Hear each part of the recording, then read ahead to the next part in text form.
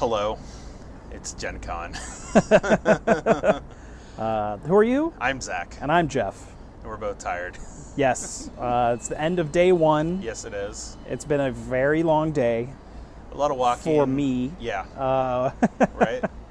It doesn't feel like we've been here already an entire day. It feels like we've been here at least 2 days.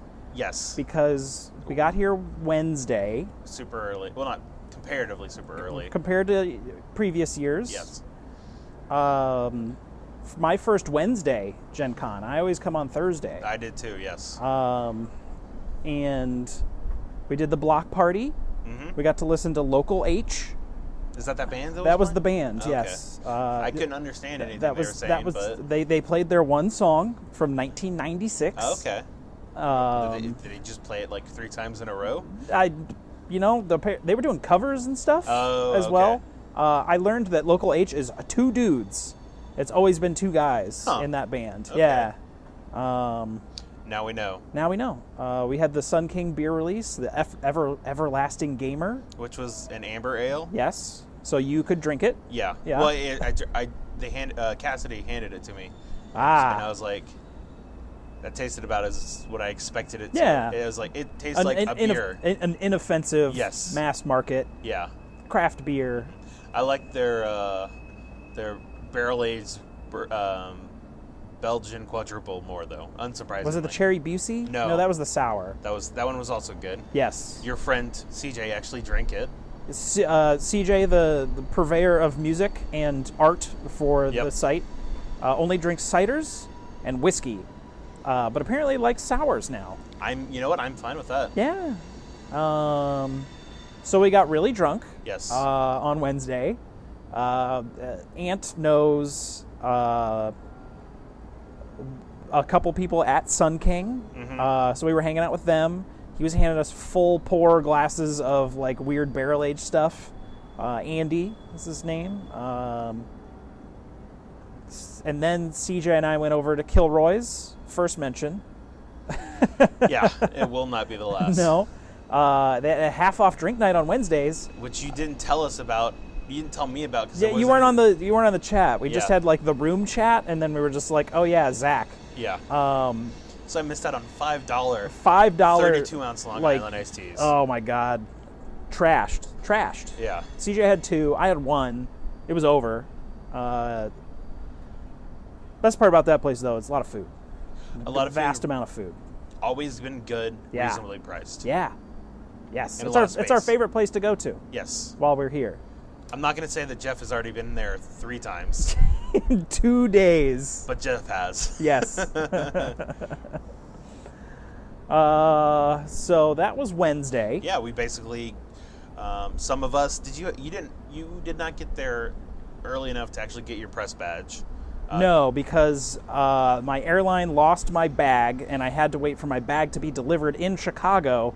And then CJ and I were driving from Chicago to Indianapolis. So we didn't get in until a little bit before 7. Right.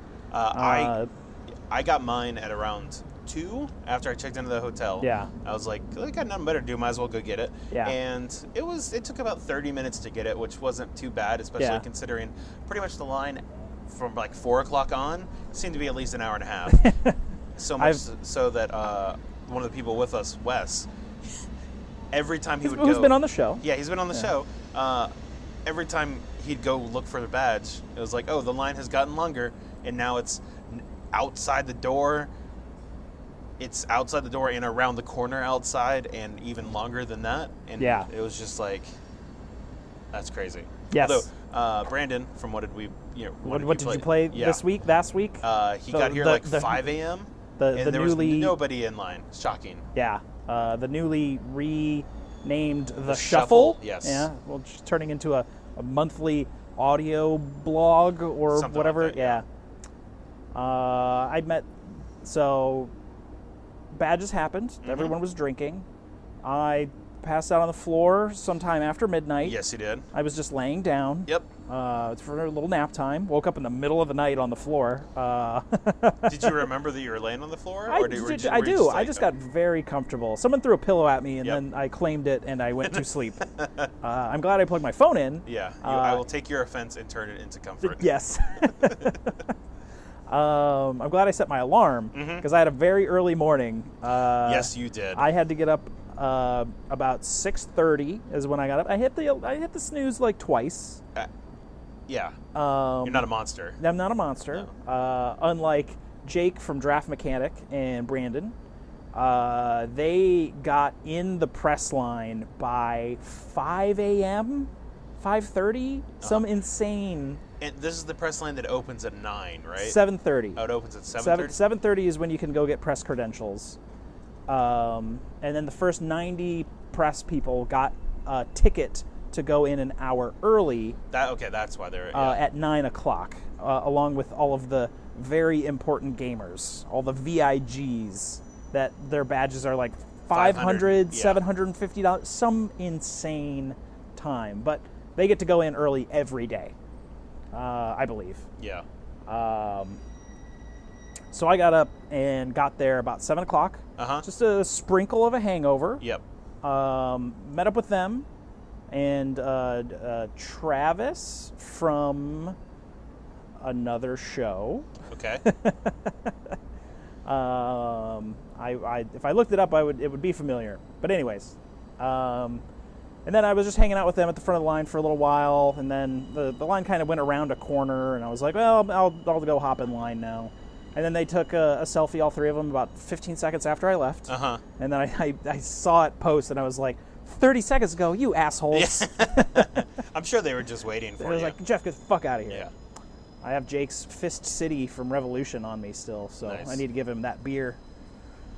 Got in line. That started the line waiting that was my morning. I waited in line from 7 a.m. to a bit after 7:30. The press line went pretty fast. Got my ticket for the hour early entry. Got my press badge. It says Press, Mile High Game Guys, and my first and last name. You're official now, Jeff. I'm official. So that was cool. Then I went to where I remembered people lining up to get in early, and I was correct. Nice. That's good. It's kind of in the big, like, Hall A or whatever, the one that has just the tons of event gaming and stuff. Yeah. And then I noticed Blizzard is here. Yeah, I saw that too. Yeah, they're here with a fuckload of merch. Yep. It's all really cool. I took a bunch of pictures, posted them on Twitter. They're here with Hearthstone. They're doing like fireside stuff. I want to check that out tomorrow. That's understandable. Because I love Hearthstone. Really? I did not know that. So I took up pictures of that because the line wasn't too long, and I was like, oh, I'll wander over there and take a look. They got some cool statues and shit. And then I turned around and walked back, and the line had at least tripled in the like 10 minutes that I was like goofing around with Blizzard stuff. Hopped in line. Jake and Brandon hopped in line a little bit later, so I was actually ahead of them in that line. Nice. The nice part was, showing up at 7 o'clock, I still was able to get everything I needed to get in early and did not have to get up at 5 a.m., which was great. I'm sure it was. I was busy sleeping till 9. So. And yeah, everyone else, like the other 7 people that are here with us, all slept in. And I was like, oh, that must be so nice. So I was in line from 7:45 until 9 o'clock. It's a very long wait. Oh, I'm sure it is. I was just waiting in line, headache, hungover, listening to people talk to each other and just getting mad. Just like, oh, what inane ramblings are you talking about? But they were all VIGs, and I was just like, man, you people have spent a lot of money on these. But they were talking about, it's like, it's my birthday present to myself every year, etc. That's an expensive birthday present to yourself. Yeah. And then they were like, well, it's like $30 a month. And then I get in an hour early. I was like, whatever. It's $30 a month for 12 months. Yes. It's like a gym membership Yeah, exactly. that you use once a year. So it's exactly like a gym membership.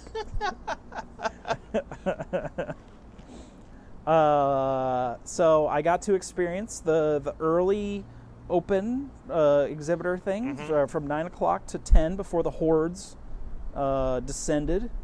Kind of walked around. I went over to Gray Fox, said hi to Alex because it was like literally right there. Yeah. Oh yeah. We had one of those wonderful awkward white dude moments of where I went in for the fist bump and he went in for the handshake, but the last second we both changed. Nice. Yes. Nice. And I was like, oh, we're awful. Yeah. And he's like, yeah.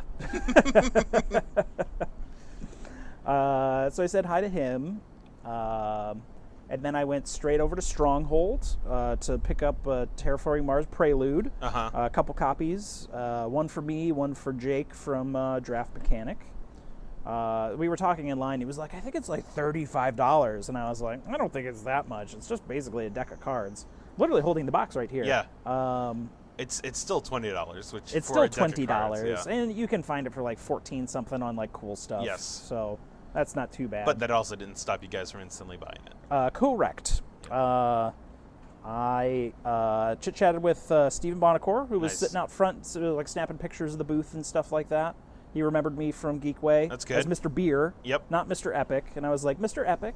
Close enough. And then we talked about he's going to be at the Bottle Share on Saturday. Nice. So we'll see him again there, having the beers. Then I just sort of wandered around. Like, I was like, what do I don't know anything that's cool. I'm just going to go look at stuff. I decided to go over to Fantasy Flight because they're normally like the line's about an hour and a half here, and I wanted to go see what they had because usually they'll have something like surprise, like they had Twilight Imperium, Mansions of Madness, second edition. Yep. This year, nothing. At least right now, maybe. Yeah, I don't think they're gonna be like, surprise. Yeah.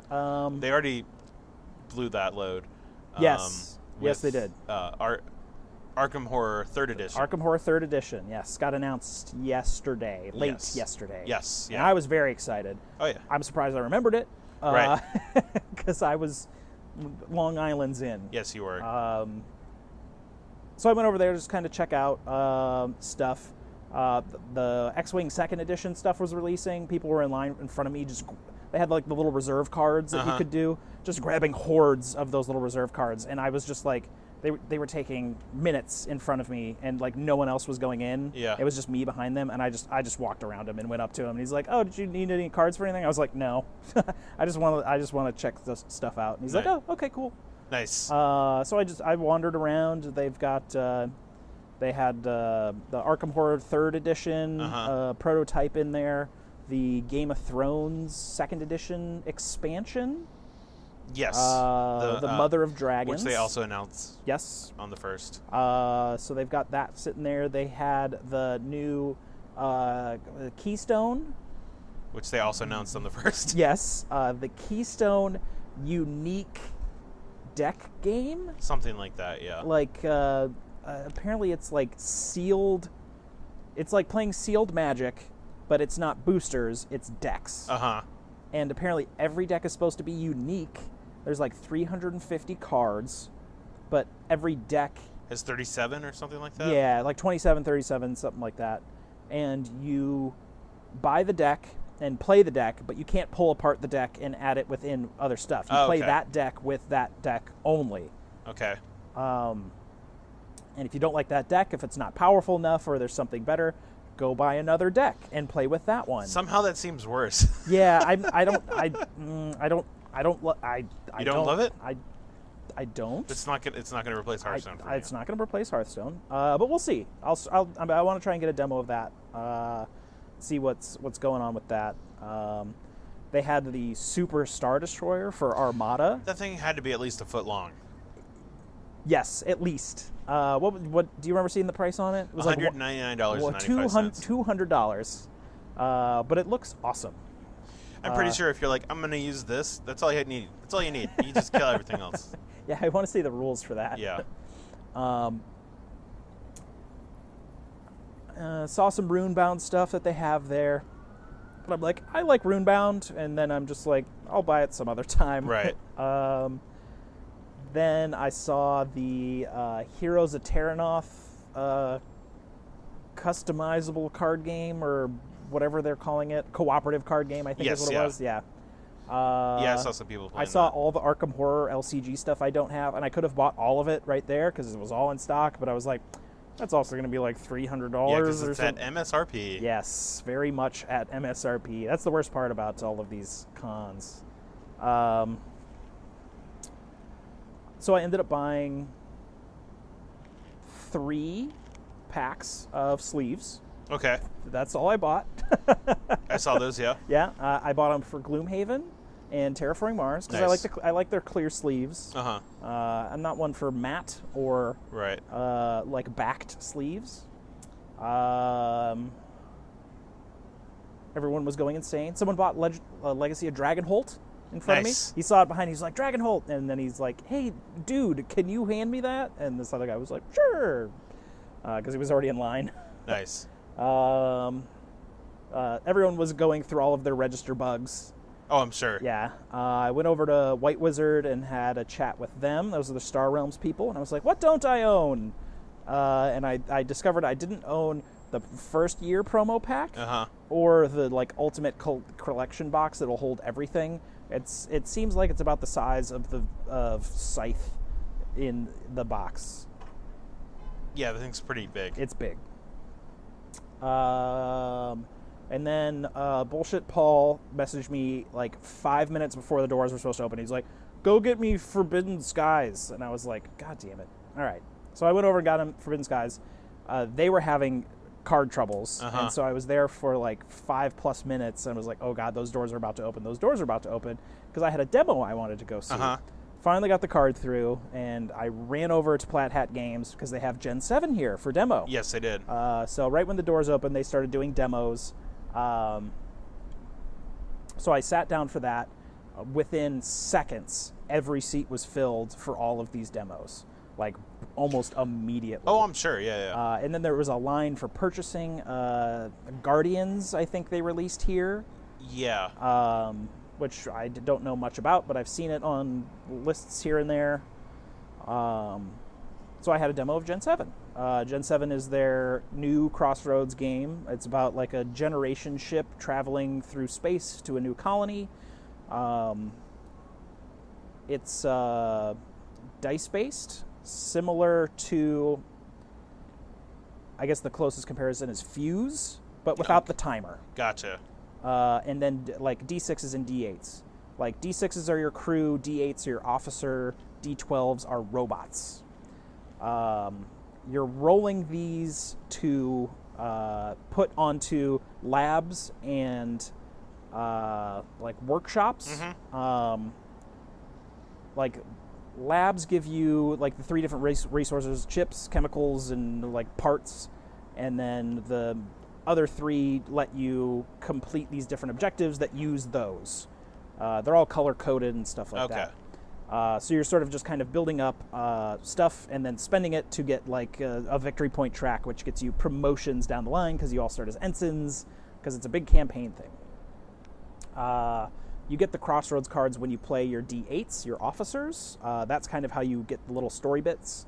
So far, interesting. Lots of little cards and things you can do on the board. You have like a little hibernation area where you can wake up more crew and get more dice. Okay. It is fully cooperative. There is no trader mechanic. Well, I think someone had that's asked for that. the best. Yeah, someone had asked that specific thing. We played 2 rounds for the demo. It sounds like the bad guy is going to be the game. You have an AI, Karen. It's CARE-N. It's an AI. Yep.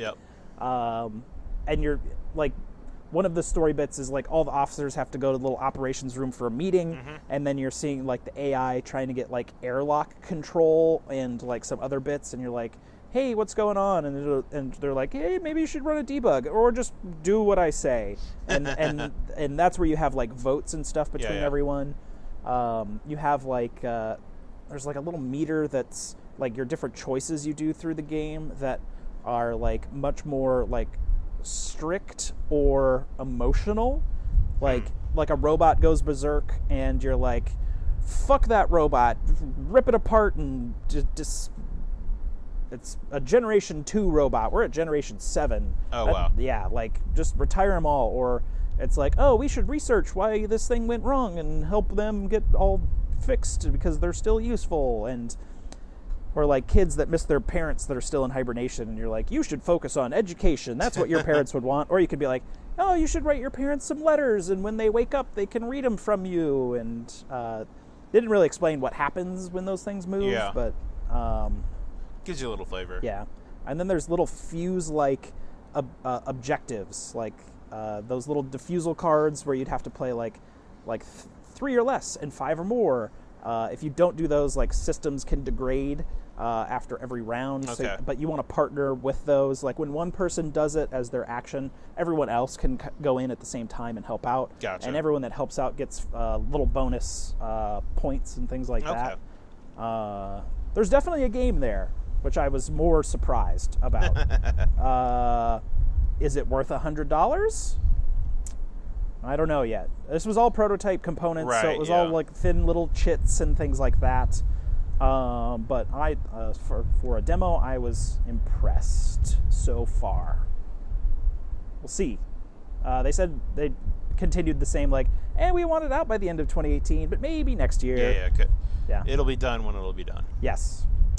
And that's when everyone started getting in there. It was about an hour. And then the demo ended just in time because we had a meeting at USAopoly. Yes, we did. We met with Jake over there, and he sort of showed us around. It was pretty chaotic because every single one of their demo tables was very full, and everyone wanted to see everything about all of their stuff. Yes, they did. He was very nice. So he sort of showed us around and pointed out some new stuff. Deadpool versus the World. Which is kind of like a little Cards Against Humanity. Like, here's a picture of Deadpool doing something funny. Here's, like, a general word. Yep. Or, like, sentence of, like, whatever. And then they're all wet erase cards that you then write in something. Yeah. Which is interesting. It is. It's like a combination of, the write-in ones, like Say Anything, with your Cards Against Humanity and stuff like that. So...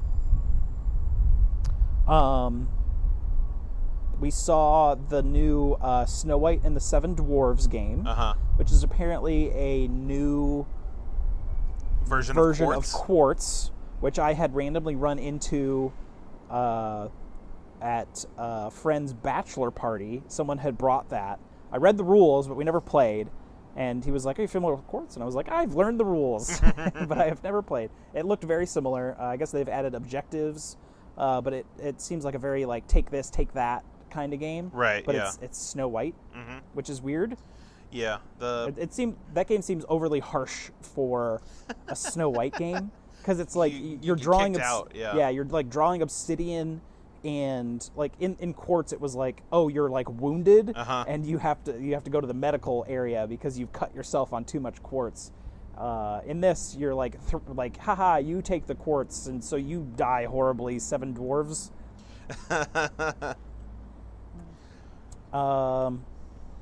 Chit-chatted a little bit about Thanos Rising. Yep. He was saying that it was doing incredibly well for like a licensed Marvel game. He basically said everything that I had thought about it. Like, it's just sort of a license grab. Like, we'll put Thanos on it. But apparently, it's a good game. Yeah, people have been liking it. Yeah. So they apparently have sold out of like 2 prints already. We talked about the Fantastic Beasts, like dice drafting. Perilous Pursuit, I believe. Yeah, Perilous Pursuit. I don't know anything about Harry Potter, but it's a dice game. Yeah. It looks interesting. Yeah, especially because it seems like each character has... It's not like everybody has the same skills or the same spells you learn, because you're rolling dice to try and prime up spells that you're using to capture these beasts. Yes. Putting them in Newt's bag. Yes. And it seems like each character has slightly different things that they can do. Yeah. Which is good. Or die. Yes. You can also die, yeah.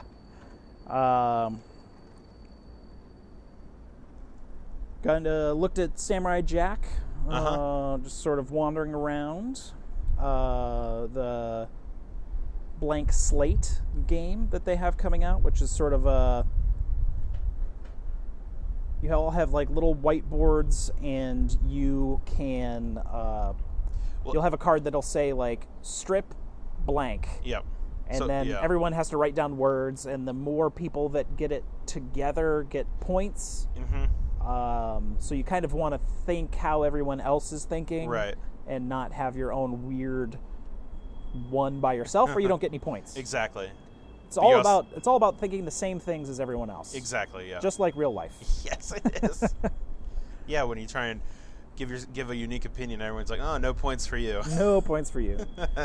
We talked a little bit about the Harry Potter deck building game expansion, which adds culling. Which adds culling, but it looks like it's gotten pushed back. No, that's the first one. Oh, yes. All right. So the expansion's still coming, but there's a new Harry Potter thing that they were going to be doing. The first expansion's already out. So. Oh, okay. Yes. Gotcha. All right. It's the Oh, that was the monsters. Yeah. Was that? Yeah. Yes, it was. The Monster Book of Monsters, or whatever it's called.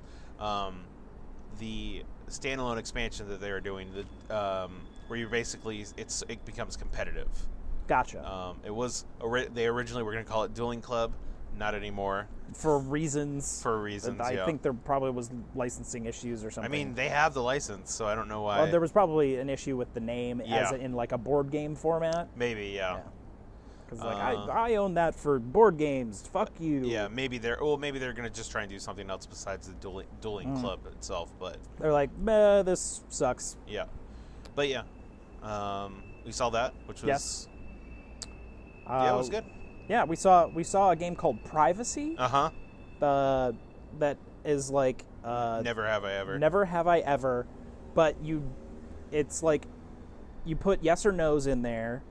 Privately, and it's just in a box, and then you like reveal, but then you vote if there's more people voting yes or no. No. So basically, what it is that the game is going to ask a question. And yes. And there'll be some risque questions. Yes. And then you'll put in a yes or no. Or things like, do you think there's ever a reason to use nuclear weapons? Exactly, stuff like that. Yeah. And then everybody's going to vote yes or no.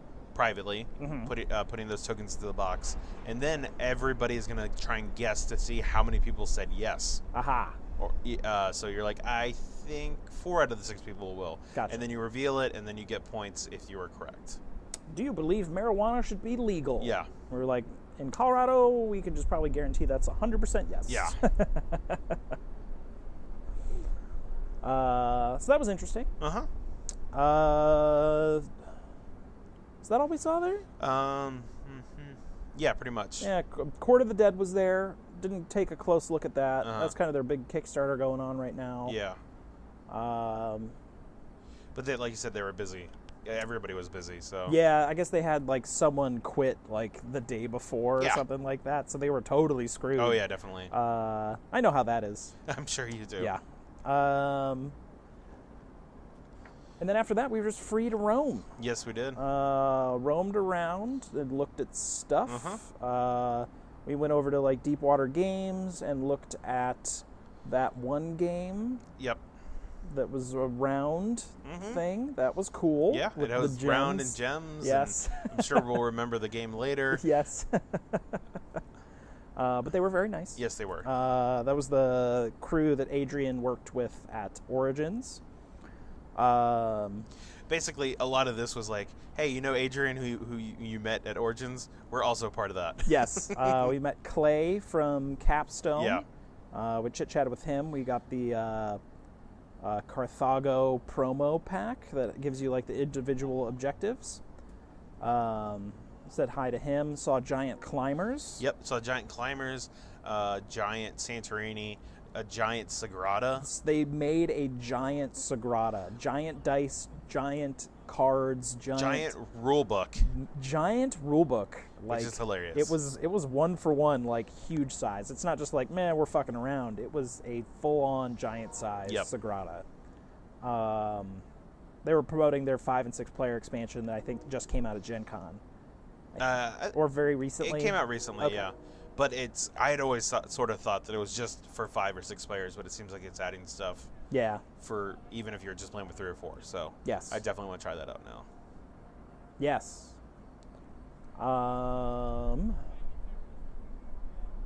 More wandering. We we wandered saw- forever towards a bathroom for a while. Yeah, we saw the Kingdom of Death Monster line. Oh my God, the Kingdom Death Especially- Monster line was insane. It basically was in the far. I just want to say it was the northeast corner, and then it went back Southeast corner, southeast corner, and then it went west forever. It went past the Gray Fox one. Yes, all the way to the corner. Which they're in their numerical thing was 10 aisles or something like that. Yeah, I think it goes up to 3,000. Yes. And it went all the way to 2,000. Yes. Yes. I guess there was. I tried to go and figure out what was the deal. I think they just had a lot of stuff that's been sold out online. Probably. So everyone wanted it. And then there's some Gencon exclusive sci-fi models that they were releasing. Like sci-fi, Dung Beetle Knight or sci-fi Butcher or something like that. But people were walking out of there with a lot of shit. Yes, they were. CJ went and grabbed something. CJ's got almost everything in that game. He grabbed the Lion Knight from He grabbed there. the Lion Knight, yeah. He has almost everything. Never played it. Literally has not played it. I was like, what is wrong with you? Game is amazing. He doesn't have someone like you to push him to play it. Yeah, he's got our friend Kevin back home, and Kevin's brother, and they're all trying to get to play it, but they all work nights at a candy factory. So A Mars factory. Mars factory, yes. And we looked at all the crazy models, all that shit we haven't seen in our campaign, and looked at all the crazy cards that you can get. Yep. That game it's already insane. It that gets game more. gets holy fuck insane. Like shit that I have never even dreamed of having the ability to use in that game. There's rules that I've never seen before, because every one of these models comes with a huge rule book that adds a bunch of new mechanics that has to do with just this one thing. I was looking at some of the demo tables, and they were fighting antelope screaming gods and lion gods, and I was like, what the fuck? We died at year 7. Yeah. A phoenix jammed us up their butt and wiped us out of time. Yeah. It was. It's crazy. It's a crazy game. Yeah. Stepped over to Gray Fox, took a look at City of Gears and Pocket Mars. Haven't gotten a chance to try them out yet. Someone offered for us to play Champions of Midgard, and I was like, oh, we are very well aware. Yeah, we're very well aware of that game. Yes. Apparently City of Gears was supposed to have final production demos here, but whoever was bringing them, their visa was expired and couldn't get across the border, so they had to go home with all the copies. Yep. Womp womp. Mm-hmm. But yeah, looking forward to seeing how that one actually looks. Yeah. Then we sort of just wandered around for a while. We went by Formal Ferret. Yes, I picked up my copy of the Network Executives. Yes. And which came with the Kickstarter sort of stuff that Kickstarter little things, and then I also there was a fancy-fied better components, better tokens or whatever. Little promo things, and then I ended up picking up the Teletime expansion for that as well. The British TV version. Yes, it adds 3 new genres, including quiz show, because it's a British. I see. Yes, I see. When we actually got a chance to play that later, we actually played the network. We played a board game today. Yes, I know. We had 3 people who hadn't played before. Yes. So we didn't play with any of the extra expansions and stuff, but it was sort of just to teach them the game. Yeah. They all enjoyed it. So, and as per usual, anytime they see the television, the television shows are usually people's favorites. Oh, they're all very punny. Yep. And they're making fun of actual shows. Oh, yeah. What was it? Waterbug for Firefly. But it also has the mechanic of, if it gets canceled while it's still in its first season, it goes into reruns indefinitely. Yes. Yeah. I don't think that was an expansion one, though, so we didn't get to see that. It was an on the air expansion, yeah. Gotcha. We took a look at some of the executive stuff. They give, personal player powers. Yep. Definitely need the rulebook to look up what those powers are, because I think the executives maybe a little too vague of what's on the card. Yeah, some of their iconography is not exactly what you were thinking like it is. the edgelord one was like, oh, I can recruit like as many stars as I want at -1, but I get -1 income from ads I buy. Mm-hmm. Things like that were like well more explained in the rule book. Yes. But they all are very funny. Like one is like the procrastinator. It's just like it's just like there's not a picture of the executive. It's just a like out of office sign. Yeah, it's pretty great. One of the promo ones I got that was basically a more executives promo is Mr. Gorilla. Mr. I didn't Gorilla. I didn't get to see what it is, but it's just a giant gorilla. Okay. Yeah. And I'm like, okay, I can dig it. There's like a poor Monopoly man. Yes, yeah. Played the networks. I finished a close 4th, I think. The ball pulled away at first. I think it was first. You were second? No, it was Ant who was second. And then you were third. And then I was third. I was 4th. And then Wes was a distant 5th. Yes, he was. Yes. And why is that, Jeff? Why do you think that Wes ended up being last? Because Is it because you kept stealing from him? No. Every time that the card came up where you could swap a star, I was just like, who's got the best star? Oh, it's Wes. All right.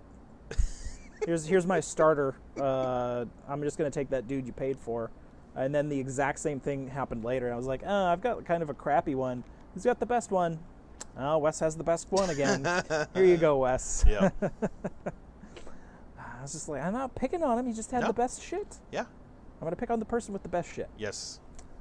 Still like the networks. Still a great game. Oh, yeah, definitely. I'm looking forward to playing it with the expansion stuff. Yes, very much so.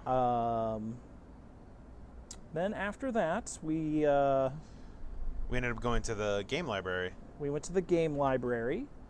Well, first, right before we went to the game library, we went back to the vendor hall, and you ended up trying Arkham Horror. A little bit of it. Yes. We finished that up and went back to the vendor hall about 5 o'clock. And then we were sort of just wandering around Fantasy Flight, taking a closer look at all their stuff in the glass cases. Yep. And then Wes was like, "Oh, they're doing Arkham Horror over here," and I was like, "Oh yeah." Or we were moseying through the demo games, just sort of looking at stuff. I was looking at Keystone, and then Wes called me over for Arkham Horror, and I was like, "Oh!" And they were just trying to start up a game of Arkham Horror, which Wes had noticed. Yeah. And then someone asked, like, "Oh, we need one more," and I was like, "Me." Yep. And both me and Wes were like, "God damn it." Yep. Fuck you. So I got to play Arkham Horror 3rd Edition. It looks to be nothing like Arkham Horror. It's the city level. It's got kind of a weird board. They didn't actually have any of the board pieces or anything. They were like printed on mats, on mats. Yeah. But it's modular. It's modular with like circle pieces that have like 3 areas and then like a center, and that are all kind of connected to each other. The encounter cards are pretty similar, but the way you seed the board with clues and Doom, because Doom is out on the board now. Okay.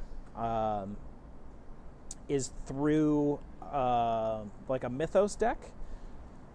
And it depends on like where a certain icon is on each of the cards, because they can go to the different locations. Whatever location has a little Doom mark is where the Doom goes. Gotcha. Or that's where the area where the clue goes. But the way you figure out what you're putting out, if you've played Arkham Horror LCG, there's the little token bag. Mm-hmm. They're bringing that over into this game. Oh, okay. So there will be little icons for Doom or Nothing or Spawn a Monster or do whatever this little special thing is. And each player in our, I think, 5-player game demo was pulling 2 each time.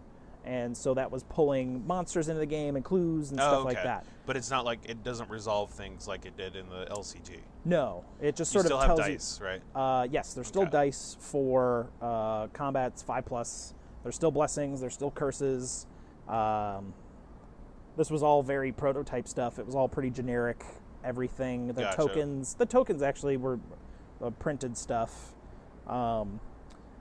But you're making lore checks to get rid of the doom that's on the board, and if you get rid of 2 doom at the same time, you get a remnant, which can be like, he explained it as like a piece of tentacle or some ritual, ritual knowledge that you got from breaking up this whatever was going on there, and you can use those remnants for other cards and things like that. Okay. So you're kind of getting like building up resources. There's still the encounter cards to where you're encountering like whatever area you're in that like circle board, that neighborhood. So all those cards are there, but it's not the like 8 different decks of cards anymore. It's like 5. Gotcha. Much more reasonable. 5. Yes. One other cool thing is, out of the Mythos deck, when you're putting the clues down, you get a special clue card that you will shuffle into that area. Okay. So to actually discover that clue, you need to find that card in the deck, and then you get the clue off of that card. So it's something that kind of actually adds specific stuff. Gotcha. One other thing they're bringing from Arkham LCG is the storybook. So as you, like, each game you play will actually have like a story and like a thread that you follow through. Where like the old Arkham Horror, it was just little bits of everything everywhere. Same with the Eldritch Horror too. Yeah, it's just sort of, it doesn't really have a coherent story, besides kind of like you have that ancient one that you're fighting that has kind of the same stuff. Where this is supposed to have like a through story and things like that. You have an objective that's like, hey, do this and then read this, and then it moves everything along. So I thought that was really cool. Yeah. Didn't get to finish the demo because it was closing. Closed at 6, yep. Closed at 6. So looking forward to I know Wes and I want to try it getting too. back in there and trying to give Arkham Horror 3rd Edition another try. Yeah, definitely. Besides that, everything else seemed like combat was about the same. Except there's not so much of the like, I need to throw dice to beat like a certain score and things like that. We were fighting mostly cultists and things, so an intro level probably. Yeah. So. They're just not going to throw deep ones at you immediately. No. Or show goths. Yeah. But so far, impressed with Arkham Horror 3rd Edition as a lover of Arkham Horror. Yeah. But now it's like Arkham Horror LCG, the board game, is the best way I can describe it. Yeah. So then after, we went to the game library, which takes place on Lucas Oil Stadium's field. Yep. It's a little bit different setup this year. Last year they had like a big museum thing in there for the 50th anniversary. Yeah. This year they have the field covered, but they have a portion of the field uncovered with like ropes around it, and then a security guard standing there. But you can go and step on the field and take a picture. Ooh. I'm sure if David... I told him, it's like, I'm sure if you go there early tomorrow, you can be like, can I, if I go in there, am I allowed to piss on the field? I've heard him describe it as, I would rather light myself on fire than sit in those stands. Yes. Yes. But we played the game library. Yes, we did. You guys got, what was the first game? Don't Break the Ice. Don't Break the Ice. The classic. Classic with and it's funny is that they didn't break the ice, just somebody else broke the actual ice container thing. Yes. It's still functional. It still functions. One of the hammers was broken. The other was not. But you were just not passing the one hammer around and making CJ use the broken hammer. I handed it to Wes, and then CJ just was fine using the broken hammer. So I was like, okay. It was literally taped together. Yeah. It like 2 halves snapped and then taped together. Yep. It got tight, like literally to the point of like, well, I am going to lose because there's only one row. Yeah, there's only 2 points of contact now. If you break one of them, it's going to fall down. Yes. So after we played that, we played Reckoners? We played the Reckoners. Yes. The newest game from the VU Games. Yes, we had taken a look at them today. They're like, ooh, look at all those trays. That game is Game Trays the game. Yes, it is. It is covered top to bottom in game trays. While we were setting that up, Ant, Bullshit Paul, and David were helping another gentleman who had checked out Root or bought Root. Something like that, yeah. They played Root. I haven't heard anything about Root yet, but Root is a big game here at the convention so far. I've seen lots of people with copies of that. Yeah. But we played the Reckoners. I don't know, a thematic dice game. I don't. Yeah, it's the Reckoners was like a novel series. Yes, from about how Brandon Sanderson. That sounds right. Yep. Basically, there was a flash in the sky. A bunch of people get superpowers, but everyone that gets superpowers turns into a huge asshole immediately and is evil. Yes. And so in the game, at least, they're called epics. Yes. And so they're ruling the city with an iron or steel, in this case, fist. Yeah. What was his name? Steelheart. Steelheart. I do have to say they have a lot of original powers and names. It's got to be very hard for a non-hero licensed thing. Yep. Or non-comic book licensed thing. Makes me interested to actually read the books. Yes. It seems like an interesting story. But basically, Steelheart, rules Chicago. New Chicago, yes. And we are the Reckoners, who are just regular people. Regular-ass people that are we need to kill ourselves as super. Yes. They research the weaknesses of all these villains and then kill them. Yes. Over and over and over. Because there's apparently a lot of them. Yeah, does it seem like. So the main, bad guy kind of roams around the board and puts out his little evil forces. His little soldiers and things like that. His enforcers. Enforcers, as it was. And he'll move around the board and do crazy shit depending on how powerful he's become from his lieutenants that are on 5 different boards. It depends. It's players depends on plus the player 1. count. Okay. Yeah. So you're trying to go around to the lieutenants and kill all of them off, but you can't just go straight up to someone and be like, I'm going to kill you, because they might have the power to stop bullets, right, or be bulletproof or whatever. So each one of these epics has a amount of research and amount of health. Yep. If on the die facings, it's things like doing damage to epics, doing damage to little forcers, money. And some of those epics you can kill just out. It just it's harder. They might have 8 health. Yep. But if you research them down, they might drop them all the way down to 2 health. Yeah. Others are though their health is infinite if you don't know how to kill them. They are completely invulnerable. Yes. We started with an old lady named Half-Life, who was completely invulnerable until we researched the way to kill the little old lady and then killed her. Yep.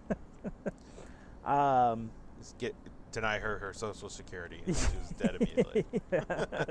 Her Meals on Wheels has been closed off. We played on easy, and it was easy. Yes, it was. I think it's got a little too much freedom in everything you can do. Yeah, because it's basically how the game works is everybody rolls their dice, but you have 6 dice. Yeah, 3 specific to your person, and then 3 neutral dice that everyone has. And it has the Yahtzee thing of you can save dice and then re-roll the remaining ones. But I can be like, we can all roll, and then we can basically be like, Jeff, you figure out what you want to do with your dice, and then we can decide what we want to keep. And so there's a lot. It's definitely one of the most cooperative ones I've seen. Yeah. Because not only are you doing that too, but when you resolve the dice, you can resolve them in any order that you want. I'm going to do this one that lets you do that one, and then this one, and then I'm going to blow these 2 dice to get rid of the barricades that mean you can't move. I mean, it's nice just in the sense. It's nice in some ways because you can you basically can make pretty sick combos, and you can be like, yes, all right, and if I do this and then you do this, you sets me up. Now this super's dead. Let's go kill the other one now. If you do this and this and this epic's dead and stuff like that. And we're able to because at the end of each round, Steelheart, the epics do stuff, and then Steelheart does stuff. Yep. And usually, a lot of stuff gets on the board, but we were able to clean most of it off. Yeah. And if we weren't playing on easy, I feel like some of that stuff would just remain a little bit. Yes. There's something called containment.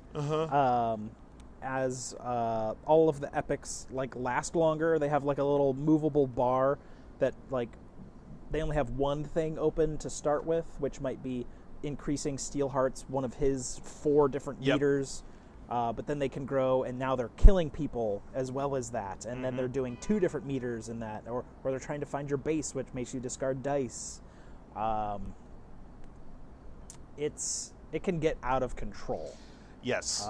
Thankfully, my character was really good at containment, and I kept jumping ahead of him, and he kept landing on me. It was pretty to great. Where I could just be like, containment, and you're back to nothing, just over and over and over. 3 times I got ahead of him, and he just landed on me each time. So he would Until we started finally doing damage to him, and then he was like, I need to go away from him. Yeah, because the difficulty level is basically giving how much research he takes to find his weakness, and then how much health he has after you find that. Normally, the Epic's research is 3 or 4. Yep. His starts at 28. Yes. And that's only for the basic 4-player. Yes. So then once we kind of got rolling, and there's item cards you can buy and things like that. They give you a bunch of abilities that are once a turn, once a round. Mm-hmm. Equipment's pretty important in that game, because then you can tailor your already bit of specialization even better. Yes. Or you can just have a grenade launcher and kill a little old lady. Exactly.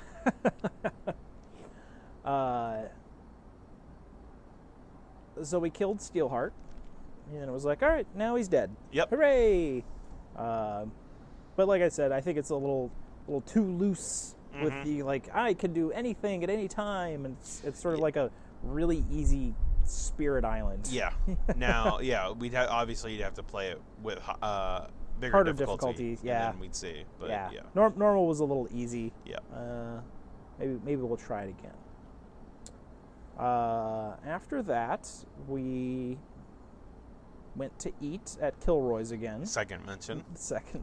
And that was my 3rd time. Yep.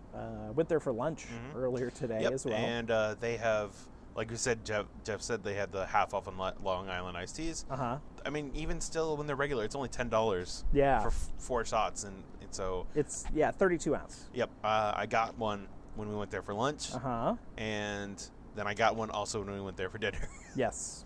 And the dinner one, it was a banana OJ one. It just tastes like banana orange juice. I drank that thing in a couple minutes. Pound it. Yeah, it was. Pound it. I was also very thirsty from walking around everywhere. Yes. And she didn't bring my water, or Paul stole my water. One of the two. It's probably Paul stole your water. Yeah. That's probably what it was. And so, it was... We had a good time there as usual. Yes. Hung out with some Blood Bowl people that Ant knows. Talked about how bullshit Blitz Bowl is. It's so simple, right? It's like demo game, the Blood Bowl. Gotcha. Why? Why does this exist? And then we got back to the hotel. And we were trying to figure out what we wanted to do. Do we go back to the game library? Our things were cut off at midnight. Yeah. But they don't kick you out. You just can't come back in if you leave, so don't have to pee. Or just pee your pants. Yep. Because you ain't cool unless you pee your pants. That's very true. On the Coles field. Yes.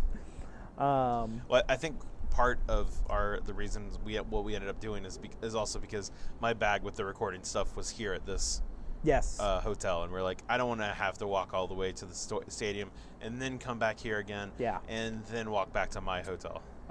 So we then decided to play Forbidden Skies. Just the one sky. Forbidden Sky. Yeah, there you go. Nope.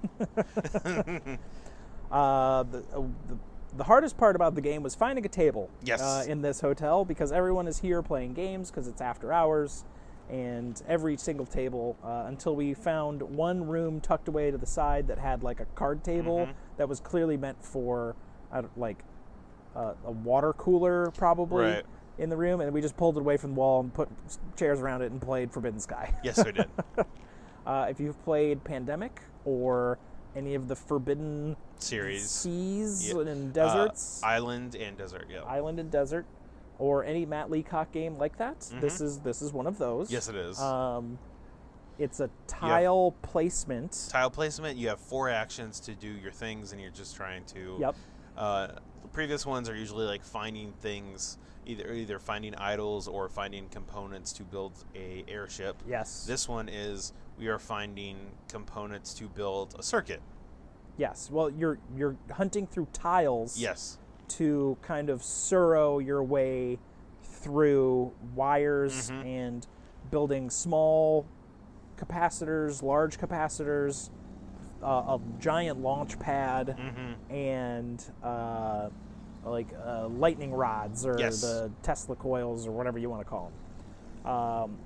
The difficulty settings in the game are how many of those you need to build, and then they're all magnetic. And then there's wires you connect between them that are like plastic metal pieces. Yep. Or plastic and metal.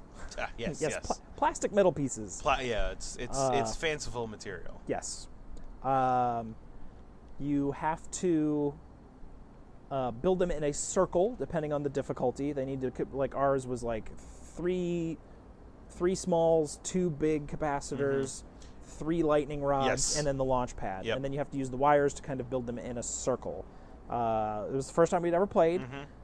We did not plan very well. No, we did not. It has a very similar like threat rises track that everything has had. Yep, and you don't have water like you did in desert. Instead, you have lightning strikes and wind. Yes. And so now you have like 2 health pools. You have your health, because if you get hit by lightning too many times, you die. And it's very easy because if it hits a lightning rod, and then it will travel along any built wires you have or any of the printed on tracks. And if any of those tracks go through a tile you're on, you take a damage. Yeah.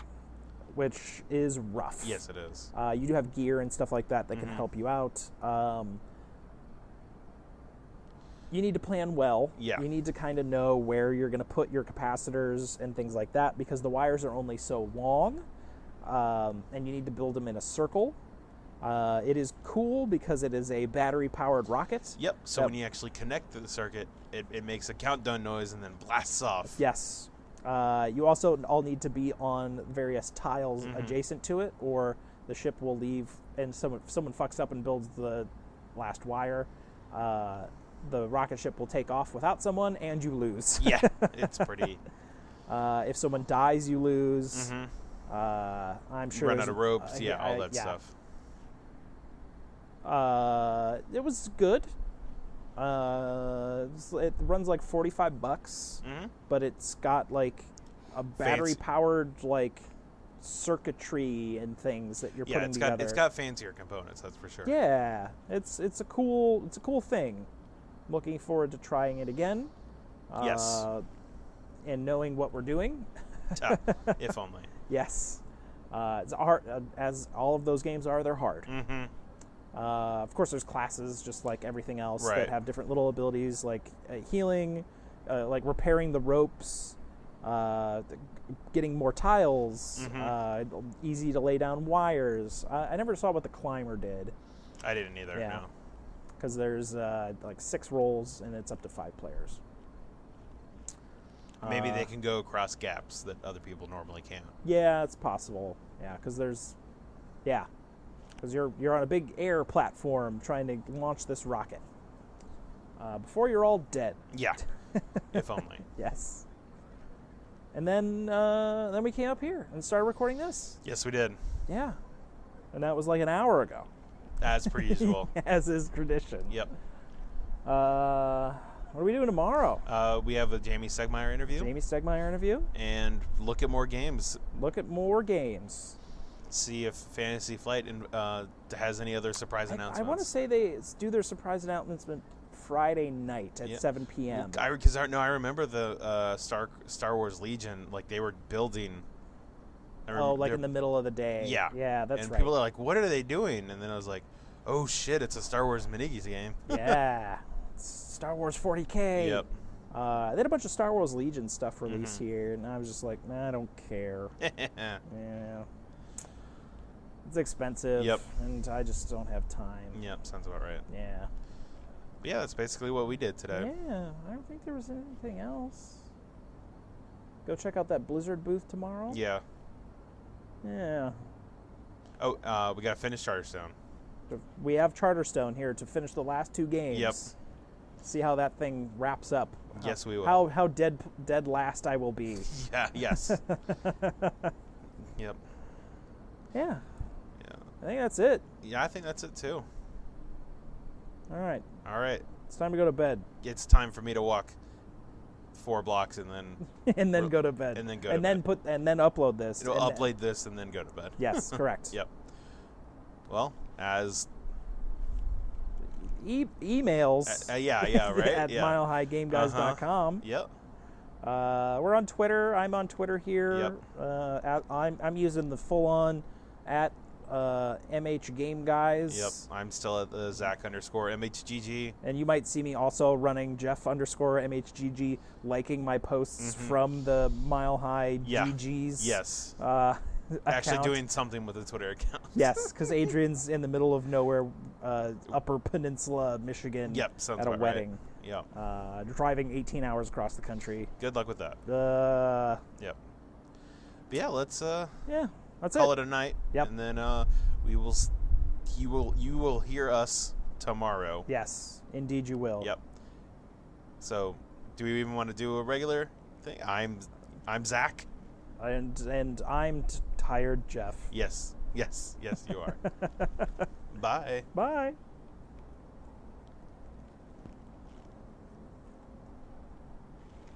Save.